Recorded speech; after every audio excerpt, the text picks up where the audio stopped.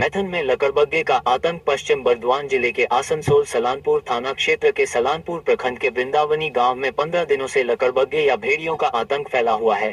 डर के मारे ग्रामीणों ने शाम के बाद अपने घरों से बाहर निकलना बंद कर दिया है।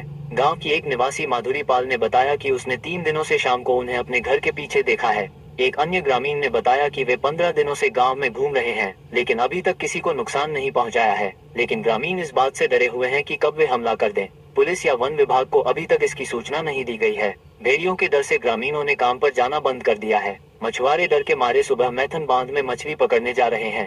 एक महिला डर के मारे अपने छोटे बच्चों को घर से बाहर नहीं निकाल रही है। ভয় লাগবে ওই যে লাকড় চাবির আছে ওই জন্য।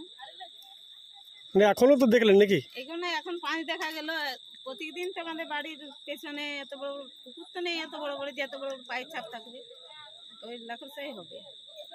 এখনো পুরো আতঙ্কই রয়েছেন? হ্যাঁ, আর একটু হবে আরো বেরিয়ে যাবে। ও যে রাস্তায় রাস্তায় যেতে থাকবে ও ঘরের দিকে যায়। আপনাদের পাড়ার দিকে? হ্যাঁ। কটা আছে এরকম, কি দেখতে পাচ্ছেন? আমরা তো কটা আছে জানি না, কিন্তু 3 দিন দেখেছি আমরা। সামনে আমাদের বাড়ির পেছনে ফুলবাগানের কাছে।